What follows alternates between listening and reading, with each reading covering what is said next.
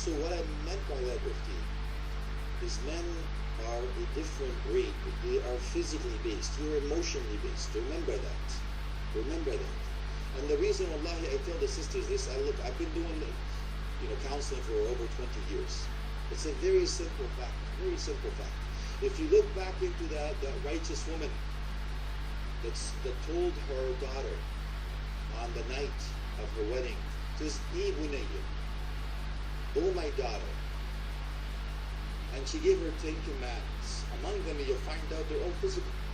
She's a smart woman. What I mean by that, is if you look at your husband as a physical human being, okay, you will go far. You will decipher his hieroglyphics and you will not do this puppy. You understand this guy? What do you mean? So she told her, "La yara," you should not see anything qabih. You should not see anything that is abhorrent. So remember that, Mufti. And it comes from Sulaym. Do you remember that, Abu Talha? Now I'll come back to that, inshallah. It says, "And la yashum minki illa ajmar rih." You should not say anything qabih. You should not say anything is abhorrent, not befitting. And you should only do what? You should smell its nice aroma. And you never should let him go hungry. You should not make him, just wake him up from his sleep. And if you notice, all that stuff is physical, right? It's all that. Now, men often have a key. What do you think the key is?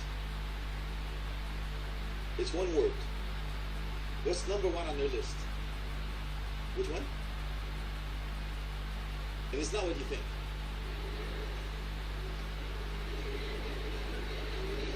It starts with an R. Respect. MashaAllah. I think they made a song into it. I'm not going to sing it. Respect is number one on the list of the man, believe it or not. Your number one on the list is actually love. Yeah, but this guy's not giving me. I know. Is it good? He's not giving me that right now. When I talk to men, I talk to them about that. But it's not worth it now for me to talk about that because they're not here. But really, when I talk to the sisters, I talk to them, listen, you have to understand the man you're talking to. Number one on his list, actually, respect. If the man is not respected in his own domain, he does not want to be around it. He will not be around. And if you are a powerful woman, if you're an alpha female, what happens is you will either have one of two. You will not have a man anymore.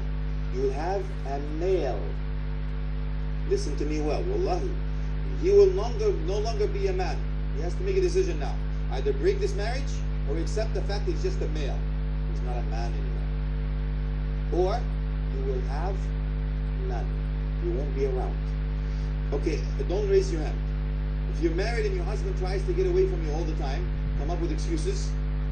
I gotta go to comb my rabbit's hair. I gotta go do this. I gotta do that. You know what, Mufti? You'll find out that he just doesn't want to be around because you belittle him and. The decision-making process. What? You're a loser. How could you make that decision? Don't you know? No, not these sisters here. No. It's another sister out there. Not you. Let me go back to the hadith to prove it, and I see that I have to go, inshallah, because of the time. There's 2 more hadiths, inshallah, hanging on. Now, Prophet Muhammad sallallahu alaihi wasallam, when he mentioned this hadith, he says, وَقَلِيلٌ مِنْكُنَّ يَفْعَلُ. When he told the ambassador woman, he says, you being a righteous, obedient wife to your husband is equivalent to everything he said, what we talked about before. But unfortunately, he did not stop there. He said, وَقَلِيلٌ مِنْكُنَّ يَفْعَلُ. Only a few of you who actually are righteous, obedient wife to your husband. So I ask Allah to make you among the few. The reason he says that, there's another hadith that explains. He says, يَا مَعْشَرَ النَّسَاءِ تَصَدَّقْنِ he was actually he was in shock. He says, "Oh women, give charity, give charity. Mali arakum ahlan now, akthar ahlan now." Why do I see most of the dwellers of the hellfire are from women? But before you freak out on me, relax, chillax. There's more women, yes, also in heaven than men. Anyway, take that in your face. Because when the sister says, "Yeah, do I have to be with my husband in heaven?" I go, "La hawla wa la quwwata illa billah." How bad is this guy that you don't even want to be with him in heaven? Ah, mashallah. So he says, women, folks, why do I see majority of women in the hellfire? Why?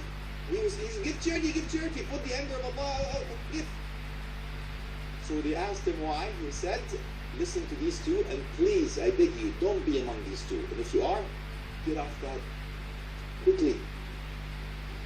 Jump ship, get off this boat. It's bad track for you. He says, لأن كنا تكفرنا اللعن وتكفرنا العشير. He said, because you say you bad mouth your husband, you say bad things to him, and you deny the good times that he's given. يحسن لك أبد الدهر. He's good to you all the time. But if he makes one mistake, you say, I've never seen anything good. Remember that? Wallahi ukhti, remember this. Don't be among these two, please. Finally, ukhti, as a husband, now as the head of a wife now. Remember, this man that you have, so-called husband, is very easy to read, very simple, very simple. When you have to understand this person, you have to have something in common with him. So I'm asking you for some homework now. Find out what your husband likes. As a hobby, does he like to play certain sports? Does he like certain movies? Does he like certain things? You need to get to know that. Why? Because I want you to be his best friend. Where does it come from? It comes from the verse. وَمِنْ آيَاتِهِ أَنْ خَلَقَ لَكُم مِّنْ أَنفُسِكُمْ أَزْوَاجًا لِتَسْكُنُوا إِلَيْهَا. Lam, lam al-illa. The reason is you are the source of second, source of tranquility and peace. He should run to you, not run away from you. You should always ask yourself that question. So I want you to be his best friend.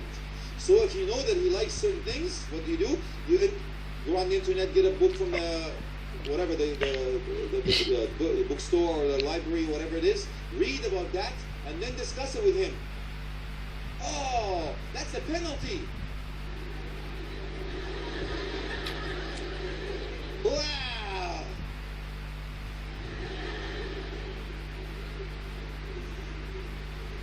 Remember that, Mufti. And please look after him in every aspect. And you understand what I'm talking about. We'll try to keep this a family show. Please understand. There's a hadith, wallahi. It's very important. Very important, Mufti. Prophet said, even on the back of a camel, even in front of her, like a tandoori oven thingy, you're doing all this lovely cooking, whatever, all that stuff. It's there. Hadith is there. Please understand, Mufti. Be the best wife that you can. Now, I'm going to take it from here. Remember, now you're single. Now you're married with this hat. This is your husband.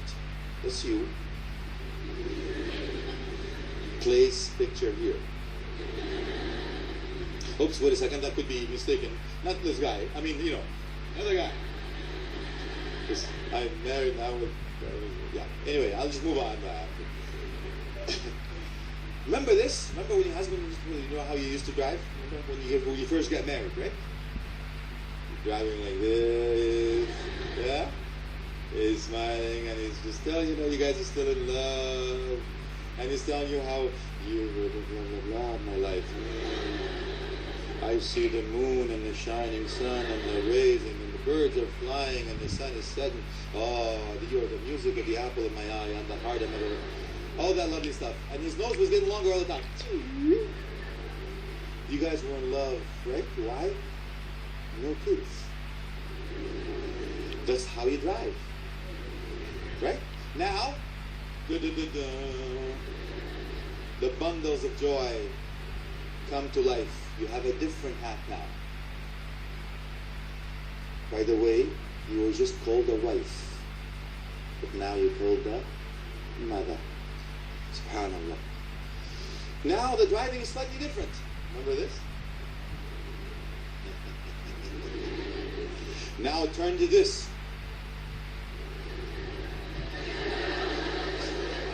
Yeah, driving is slightly different. Yeah. When you have kids in the back, are we there yet? Are we there yet? Are we? Yeah, slightly different. So now you have a different hat. You're a mother, mashallah. Congratulations, Ifti. Remember your mother? You're now wearing her shoes. Now you'll understand. You'll understand why things have happened, why she told you this. You won't understand it till you get there. The first thing, Ufti, as a mother, as the hat of the mother. Please don't forget your first child. That's the first advice I give to the mothers. Remember when I told you, your husband is just a... Exactly. So don't forget who is your first baby.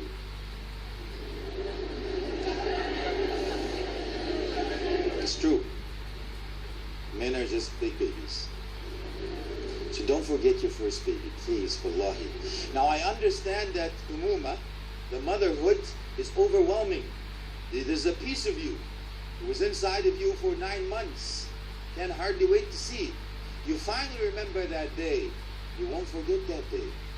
Even though you've seen death with your own eyes. And I remember Sheikh Ibrahim Green, Habibullah, I've asked to take permission for me to use this story. His wife, when he was giving birth, he says he's almost seen death. After all the difficulties, when she had the child in her hand, she says, how could I have ever lived without you? Amazing, isn't it? You forget everything. Your life revolves around that bundle of joy now. You change. Things change. Size change. So the reason I'm saying this, Mufti, is remember, you still have your first baby. Don't neglect that guy.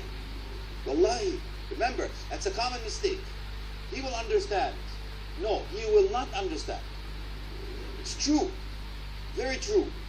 If you think that you have that hat of a mother now, khalas, my job is to make sure I look after this and. That's the hats now become more difficult. You're juggling things. And it's 24/7. You cannot be not a mother. You can't say, Mom, so I'm off today. I'm no longer your mother. I'm your father. Because he does nothing. Anyway, it's called the nothing box. Don't worry.